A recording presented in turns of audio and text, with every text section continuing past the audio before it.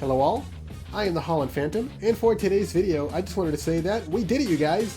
We got to 100 subscribers before the 1 year anniversary of the channel. Thanks so much for the support you've shown me throughout the year. I really appreciate you guys, and I look forward to keep growing this channel and just bringing you more Pokemon content as time goes on. So for today's video, I just wanted to do something a little more personal, a little more special.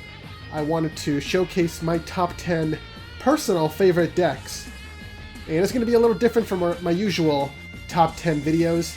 There's not going to be a lot of research going into this one. This is just my own personal favorites. I have personal stories with these decks, or I just like the way they function. So honestly, they're not in any real particular order, but I'm going to count it down from 10 to 1 anyway. So here we go. At number 10 of my favorite decks, we have Potpourri. This deck is from the base set through Team Rocket era, and it's kind of an evolution of the original Haymaker deck. So those of you who know the original Pokemon format know that these two Pokemon, Electabuzz and Hitmonchan, were the original big basics that came together to form what's known as the Haymaker deck. They were super powerful, very fast, very hard hitters, and as more expansion packs were released, the deck kind of grew and evolved, and this is kind of what it turned into, or one of the versions that it turned into. It now has 3 primary attackers. It added the movie promo Mewtwo as a psychic attacker. It's able to hit Hitmonchan for weakness in case it goes up against other Hitmonchan decks. And it retains the Electabuzz as well, as it's able to hit pretty good with its Thunder Shock and Thunder Punch ability, only needing, sorry, not ability, attack, needing only 1 and 2 energies respectively. Now what kind of brings this deck together is a combination of 2 cards. First we have Dodrio, which has the Pokemon Power Retreat Aid, so for every Dodrio on your bench, your active Pokemon has 1 fewer retreat cost. So right off the bat, these 3 guys have a retreat cost of 2 each. So if you have 2 Dodrio on the bench, they all have a free retreat cost, so they can switch freely between each other for the perfect matchup. And the other card that kind of brings this deck together is Rainbow Energy, which was released in the Team Rocket set. A really good special energy card that counters every energy type, so it's able to meet the energy requirements of every single Pokemon. I love this deck. And that's my number 10, Potpourri. Alright, let's move on to number 9. Number 9, I've got the Gyarados deck. This is the World Championship version deck. Is from 2010, the list used by Michael Bryan. And what I like about this deck is this Gyarados is amazing. It has 3 attacks. You can see them right there, kind of. It's got 3 attacks, but you never use the second 2. You only use the first attack, Tail Revenge. It is a free attack. It does 30 damage times the number of Magikarp in your discard pile. So, if you run a full 4 Magikarp in your deck, well, we're going to need 1 to evolve into Gyarados, but you can dump the other 3 into the discard pile. And right off the bat, that means Gyarados can attack for 90 damage for no energy. That is a really good attack. So there's a couple of cards that really bring this deck together. Sableye is a really good starter for the deck. It has a Pokebody Overeager, so if you open it with this Pokemon in your active position, you automatically go first, just skipping the coin flip altogether. But what makes it really good is its first attack. It's also a free attack. It's called Impersonate, and what it does, it's able to pick any supporter card from your deck, dump it to the discard pile, and then use the effect of that supporter as the effect of the attack. And primarily what you want to use it for is Pokemon Collector. What Pokemon Collector does is it lets you search your deck for 3 basic Pokemon. So you use it to search out your Magikarps. And then on the following turn, you can use Felicity's Drawing. Felicity's Drawing lets you discard up to 2 cards from your hand. So you dump 2 Magikarp, you draw 4 cards, and then you just repeat Felicity's Drawing with Sableye's Impersonate attack to dump the final one. And then you get your Gyarados set up on the bench, and you start attacking for 90 damage for free. This deck does not require any energy to win games, though it does run 2 different kinds. You have Warp Energy and Cyclone Energy. Warp Energy, when it's equipped to the active Pokemon, it just lets the Pokemon switch out of the active spot to the bench. It's basically a switch in the form of an energy card. And Cyclone Energy is kind of the opposite effect. You attach it to your active Pokemon, and it forces your opponent to switch their active Pokemon with one of their benched Pokemon. So if you're facing down a pretty strong Pokemon in the active spot, you could just slap on a Cyclone Energy, force them to switch out for one of their weaker bench Pokemon, and take an easy knockout. And yeah, that is the Gyarados deck, my number 9 deck. It's really fun to use. At number 8, I've got the Flygon deck. Well, it's actually known by a couple of different names. I just call it the Flygon deck, but it's also known as Mother Flygon, if I recall. This is the 2009 World Championship one, used by David Cohen. And this is actually kind of a complicated deck to use. It has a lot of moving pieces, but honestly, I love these kinds of decks that have a lot of cards and it takes a lot of setup. But once you get them going, they're super good and kind of hard to stop. So I kind of walk through the process of how this deck works. So what you want to do is you start off with a Trapinch. This is the basic form of Flygon, and it has 2 really good attacks that you're going to be using later in the game. The first attack is Inviting Trap. It makes it so your opponent has to switch their active Pokemon with one of their benched Pokemon. And the second attack is called Sand Tomb. It does 10 damage, but more importantly, it makes it so that the opponent's active Pokemon cannot retreat during their next turn. So both of these attacks are going to be pretty handy as the game goes on. Because for the most part, it is a lock deck, meant to kind of shut down all of your opponent's options while they slowly deck out, and that's how they lose the game. Though you can take all 6 prizes, but the way I like to use this deck is by forcing the opponent to deck out. And this is how it works. So eventually you evolve Trapinch up to Flygon, and to make it so Flygon can use the attacks of Trapinch, you give it this tool, Memory Berry. You attach the Memory Berry, and now Flygon can use the attacks of its pre-evolved form, so now you can use Trapinch's attacks. And you need a couple of other Pokemon on the bench. Well, primarily you really need this one. It is Palkia Level X. It has the Pokepower called Restructure, and it forces both players to choose one of their opponent's benched Pokemon and switch it with their active Pokemon. So for the current format players, the effect of the supporter boss's orders, you can switch your opponent's active Pokemon with their basic Pokemon, with their benched Pokemon.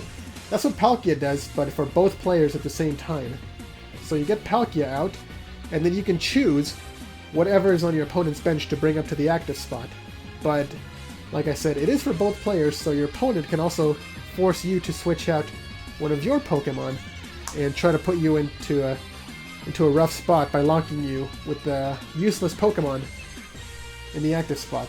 But that's where Flygon's Pokebody comes in handy. It has a Pokebody called Rainbow Float, and the way that works is every time you give Flygon a basic energy card, it runs a couple of different kinds, Pokemon of that energy type now have a free retreat cost. So in this example, if Palkia gets dragged up into the active spot, if Flygon has a water energy, all your water Pokemon have a free retreat cost. So it really doesn't matter what your opponent chooses to bring up, they're going to have a free retreat cost. So all you got to do is just retreat and promote your Flygon back into the active spot.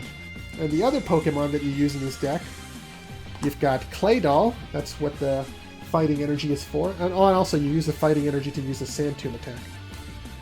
Claydol has the Cosmic Power, Pokepower, just to kind of draw more cards from the deck as the game goes on. And also you run Nidoqueen. It has the Pokebody, Maternal Comfort. This is where the mother part of the name comes from, Mother Flygon from Nidoqueen. What it does is in between turns, you heal 10 damage from all of your Pokemon. So it just makes your Pokemon that much harder to knock out. So you get a setup like this, with these 3 guys on your bench, and these 3 energy on your Flygon. You can just keep using Palkia to choose whatever you want from the opponent's side. And then your Pokemon have a free retreat cost to just bring back to the bench. Flygon comes up active. And then you use Sand Tomb to lock the opponent into the active spot by making them unable to retreat. So you pick a useless Pokemon that's not able to attack or retreat, and you just leave it stranded in the active spot. And then finally, what completes the combo is this one, Flygon level X, which has the Pokebody Wind Erosion. So in between turns, your opponent has to discard the top card of their deck. So basically, they're just going to be decking out slowly with this guy's ability. So like I said, you don't have to take all 6 prizes by using Flygon's big attacks. You can just win by deck out, and it's really good for that. So that's my number 8 deck, Flygon. At number 7, we've got Dark Crowbat. This is going to be from the Team Rocket through Neo format. Kind of came to its end around 2002. And I love using this deck. It's so much fun to use. You primarily use Dark Golbat and Dark Crowbat for their Pokemon powers. Dark Golbat has Sneak Attack. Dark Crowbat has Surprise Bite. And what they do is that when they come into play, Dark Golbat can put 10 damage on any of your opponent's Pokemon, and Dark Crowbat can put 20 damage on any of your opponent's Pokemon. So actually, Golbat and Crowbat never attack. There's actually no grass energy at all in this deck. You're only going to be using them for their Pokemon powers. The Pokemon that actually does the attacking is going to be this guy, Dark Haunter. It has the attack called Callback. What it does is it picks any basic or baby Pokemon from your opponent's discard pile, puts it back onto their bench, and then deals 10 damage to it. So the way you win using this deck is if your opponent has any baby Pokemon, like Cleffa was a pretty popular baby Pokemon. Baby Pokemon always have 30 HP. So you can use a Dark Golbat and a Dark Crowbat to deal the 30 damage to knock out Cleffa. And then Dark Haunter revives it to the opponent's bench. It has 10 damage. And then another Dark Crowbat can come down to deal the other 20 damage to knock it out. And you can just keep doing that every single turn. You take all 6 prizes by knocking out the same baby Pokemon 6 times. And the way you can recycle these guys' Pokemon powers is by using these trainer cards Super Scoop Up. So on a coin flip of heads, you can pick up both of them back into your hand and just keep recycling their Pokemon powers turn after turn. And we've also got Hyper Devolution Spray. So just pick any of your evolved Pokemon, de-evolve it, and then you can evolve it again on the following turn, once again to use our Pokemon powers again. This is a really fun deck. Like I said, it's kind of evil, honestly, just knocking out one baby Pokemon 6 times, but it's so much fun. I love using this deck. And that is my number 7 deck. Alright, there we go. At number 6, I've got the 2011 deck known as The Truth. This was used by Ross Coffin and the World Championships. Now this deck kind of came as a surprise to a lot of players that year. It's got a lot of moving pieces. So it's kind of similar to that Flygon level X deck that I showed a while ago, in that it kind of takes a while to set up because it has so many Pokemon and moving pieces. But once you get it going, it's almost impossible to stop. It's so good. And this is how it works. So you've got Vileplume, one of your main Pokemon. It has the Pokebody Allergy Flower, and it makes it so that nobody can play trainer cards. Not every trainer card. It's just what they used to call item cards. So basically, item locks both players. So Vileplume stays on the bench to item lock. Reuniqueless has the ability Damage Swap, so you can move damage counters around on your side of the field. So if your active Pokemon is about to get knocked out, you move that damage, you put it somewhere on the bench. Your primary attacker is going to be this Donphan. Really good attacker. It's got a solid attack Earthquake. It only needs 1 energy to deal 60 damage, which is pretty good for the format, though it does come with the downside of dealing 10 damage to all of your own benched Pokemon, which is where this Reuniqueless comes in handy. If any of your Pokemon are about to be knocked out, you can just move the damage around to something else. As a backup attacker, you've also got Zekrom. It has the attack Outrage, which gets stronger the more damage counters is on Zekrom. So what you can do is just all that damage that's been dealt on your side, use Reuniqueless to move all that damage onto Zekrom, and then take a quick KO with Outrage, dealing for a ton of damage. Now let's say you've got a lot of damage on your board already and your Pokemon are at risk of getting knocked out. That is where Blissey Prime comes in handy. It has the Pokepower Blissful Nurse. So when it evolves and comes down into play, you can heal all your damage counters on your side of the field. So again, move all the damage counters around, make sure nothing gets knocked out, and then Blissey just heals it off. You can use the Supporter Seeker to pick up Blissey, and then later on in the game, if you start taking too much damage again, just bring it back down to heal everything on your side. So again, it's almost impossible to stop. By moving all the damage on your side of the field, it's kind of impossible for your opponent to take knockouts whenever they want to. And yeah, that's going to be my number 6 deck, The Truth. At number 5, I've got my favorite Pokemon. This is going to be the Mega Rayquaza deck. This is the version from the 2017 format. And this deck is just a monster. This is going to be your primary attacker, obviously. It has the attack Emerald Break. 30 damage times the number of benched Pokemon on your side of the field. So if you just have a standard bench full, you can deal for 150 damage. But it has the really cool stadium called Skyfield. And Skyfield makes it so that you can have up to 8 basic Pokemon instead of 5. So that's going to increase the damage cap from 150 up to 240 damage. And you've got a ton of resources to kind of help draw through your deck and get what you need. So it runs a pretty thick line of Shaymin EX. They have the setup ability, so whenever they come into play, you can draw cards until you have 6 cards in your hand. And they are not once per turn, you can just keep doing it. Plus, it's also going to increase the attack power of your Rayquaza by putting them on the bench. You've got Hoopa EX, has the ability Scoundrel Ring to search your deck for up to 3 EX Pokemon, so you can use the Hoopa to search out the Shaymin, search out the Rayquaza, or even the basic version of Rayquaza. So you've got a couple of options there. And just a bunch of other Pokemon you can use to kind of fill up the bench. Unknown has the ability Farewell Letter. You can discard it from the bench to draw an extra card, or you can just leave it on the bench. You've got Tapu Koko to spread damage with Flying Flip, or you can just use it as a pivot, because it does have a free retreat cost. So in case your Mega Rayquaza gets knocked out, bring this guy into the active spot, and then on the following turn just retreat and send up another attacker. And we got Tapu Lele GX. Has the ability Wonder Tag.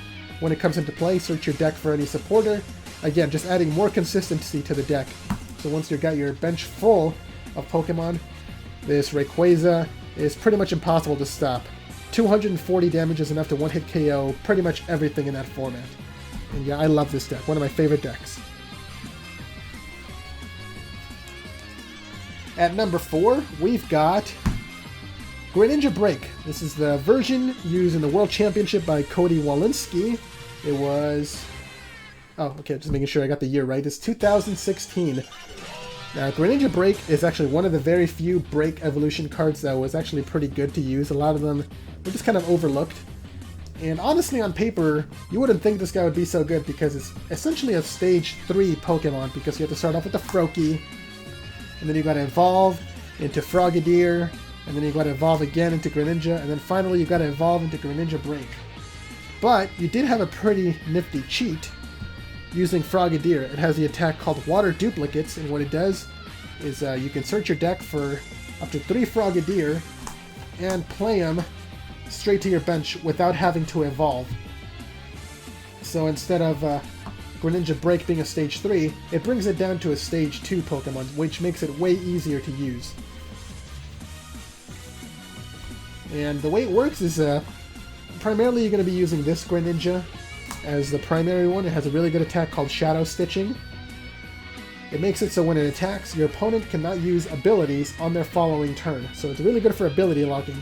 And then when it evolves into Greninja Break does not add any new attacks, but it has a really good ability, Giant Water Shuriken. So once in the active spot, you can discard a water energy from your hand to the discard pile, and you can hit any of your opponent's Pokemon for 60 damage. So a good way to kind of set up KOs and deal a ton of damage. And you've also got access to another Greninja, This one right here, it has the ability Water Shuriken, pretty similar to the one on Greninja Break, though it only deals 30 damage instead of 60. So in combination, sorry, with these two guys in combination, you can discard two water energies from your hand, deal 90 damage, and then you can follow up with the attack Mist Slash to deal another 50. So that's 140 damage in one turn from these guys. It's really good. I love using this deck. And that is my number 4. At number 3, I've got another lock deck.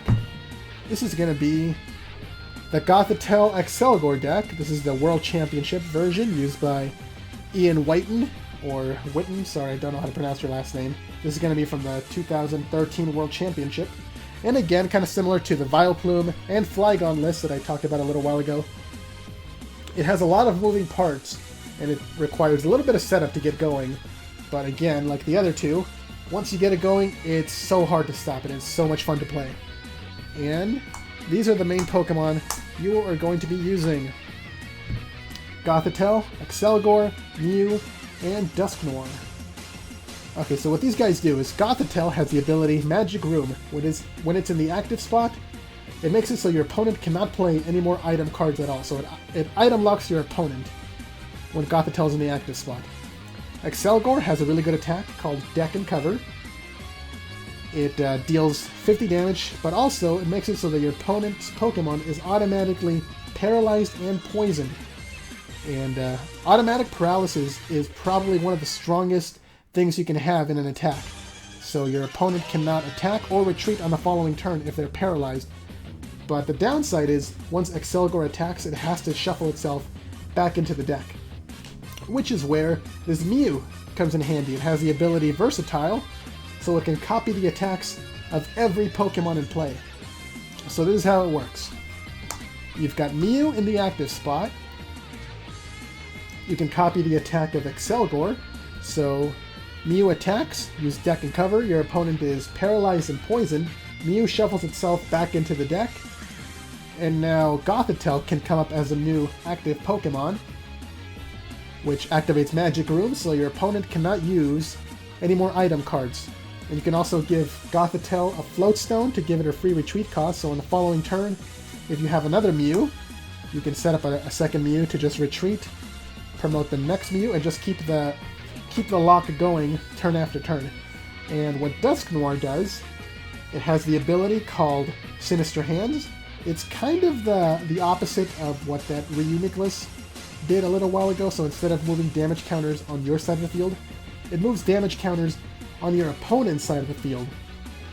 So you can make it so that their active Pokemon is never knocked out. That way they can't promote a new Pokemon to attack. You move all the damage off their active to something on the bench. Just kind of spread the damage around. So once you deal enough damage with Mew's attacks, Dusknoir can just go wild and just move damage onto whatever you want to take all 6 prizes in one turn. It's so much fun to use. It's actually what I used to do when I played this deck back in the day. People hated me for it, and it was so much fun. And that is my number 3 deck, Gothitelle XL Gore. At number 2, I've got another lock style deck. This one is from 2005. It's called Rocklock. Again, it kind of requires a number of moving pieces. Not as much as other decks, but still takes a little bit of setup. And the way it works is you've got Dark Tyranitar. That's going to be your main guy up front. On the bench, you've got Dark Ampharos and Pidgeot. And how it works is you keep using... Oh, actually, I forgot something else. And you've got this Ancient Technical Machine Rock. What it does, it's a TM, or Technical Machine. So like in the video games, TMs can teach your Pokemon new attacks. And that's what this thing does. It gives your Tyranitar a new attack called Stone Generator. And what Stone Generator does is makes it so that all your opponent's Pokemon are de-evolved. So if they've got a lot of evolutions on their side of the field, you give Dark Tyranitar the Stone Generator attack, and all the evolutions are forced to come back into the opponent's hand. And then once you use the attack, it gets discarded. And that's where Pidgeot comes in handy. You gotta keep using Pidgeot to keep adding more of these ancient technical machines to to your hand every turn to keep the lock going. And how you deal damage is using these guys, Pokebodies. What Dark Tyranitar does is if it's your active Pokemon, all your opponent's benched basic Pokemon take 10 damage between turns. And then with Dark Ampharos, every time one of your opponent's Pokemon evolves, it takes 20 damage. So between these two guys and Stone Generator, they're going to be just adding up damage turn after turn, because they're going to be presented with a couple of tough choices. They can either stop evolving their Pokemon so they don't take damage from Dark Ampharos, but then Dark Tyranitar deals damage with sand damage. Or if they choose to evolve their Pokemon, Dark Ampharos deals damage with its Pokebody Darkest Impulse. And then you just keep doing the same thing turn after turn. De-evolve their Pokemon, Dark Tyranitar deals damage to the benched basics. When they evolve on their following turn, Dark Ampharos deals more damage. So you just keep adding damage turn after turn. So it makes it difficult for your opponent to kind of make any moves, because they're scared to evolve, but they're also scared of not evolving. So it's a lot of fun to use. Very intimidating. And that is my number 2 spot. And finally, at number 1, I've got Meta Knight. I've said a couple times on this channel that this is my favorite deck of all time. This is actually the deck that started this whole thing, this whole obsession with collecting and recreating old format decks. This is the very first one that I made, because one day I just happened to find this Metagross. Somebody was selling it for like $1. Like, oh, look, this thing looks cool. I wonder if I can make a deck with it. And sure enough, it was an amazing deck back in 2007. Around 2006, 2007. And this is how it works. So you've got that guy as your main attacker. You've got Dragonite on the bench as your main energy accelerator. And you've also got...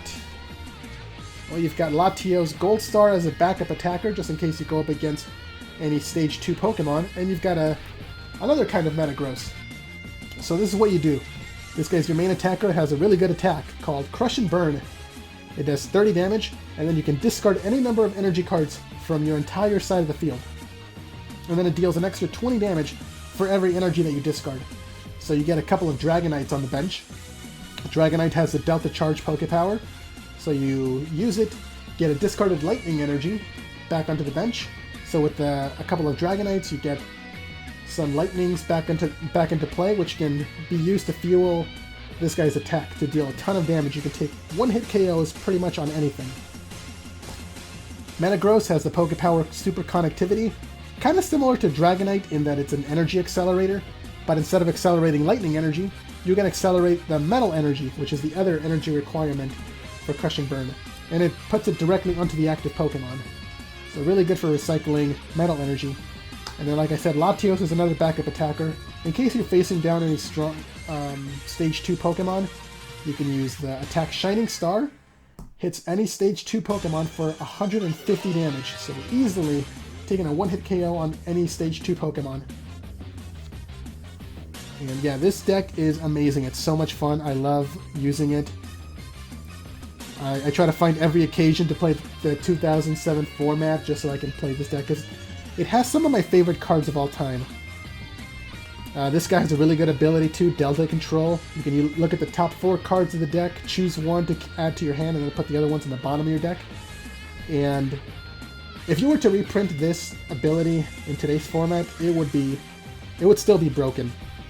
And it's not once per game. Like a lot of abilities, they only get activated once the Pokemon comes into play, and then that's it. No, this guy you can keep using every turn. And it can stack too, so if you've got multiple of these guys, you can just keep doing it to look at all the top cards of your deck, pick out the best ones, add them to your hand. So it's super good for drawing through the deck, consistency, and it's got a great attack. So Metagross, it's the complete package. Plus, it also runs probably one of the best search and draw engines the entire game has ever seen, the Holland engine. And there you go, it's actually where I got my name from, Holland. Holland Transceiver is a super good card. What it does is it lets you search your deck or your discard pile. That's the important difference from a lot of cards in today's format. You can search either your deck or your discard pile for any supporter with Holland in its name. So you can use Holland Mentor, Holland Researcher, Holland Adventurer, Holland Farmer, and Holland Scientist. So the Holland cards are all super good supporters that are really versatile, kind of lets you do whatever you need them to do in the moment. The Mentor, you can search your deck for basic Pokemon to just load up your bench. The Researcher, you can search your deck for any Delta species Pokemon, so you can search for the Metagross or the Dragonite, or you can search for a Metal Energy card. The Farmer lets you recycle discarded Pokemon and energy cards back into the deck. And the Adventurer and the Scientist are both draw cards, so in case you need that extra little bit of draw power, these two guys can help you out with that. And like I said, this is the card that ties the whole Holland engine together, because you can search all of these powerful supporters from the deck, or if you've used them already, you can just get them back from the discard pile. So they're super good. This is my favorite draw engine in the history of the game, and I really wish they would reprint something like this, because it is amazing. And here you have it, you guys. These are my top 10 decks. Though this list honestly is not set in stone, it could change at any point, though I don't think this one will change. Metagross and Dragonite will probably continue being my favorite deck of all time. But I'm interested to hear what you guys think. Do you have any other favorite decks? Do you agree with this list? Any of these decks you also enjoy using, or maybe you want to see them in play? Because I don't think I've used every single one of these decks in my videos just yet. But I would love to hear what you guys think. Once again, I'm super happy and grateful for all the support you guys have been showing me throughout the past year. I made it to 100 subscribers. And, you know, I just want to keep this channel growing as time goes on. It'd be amazing to hit 200, 300, 500 one day. And, yeah, just keep spreading the good word. Keep watching the videos. Keep commenting. Keep liking. All that good stuff. And I'll keep providing all this awesome Pokemon TCG content. Alright, thank you so much for everything, you guys. And I'll see you next time, alright? Take care.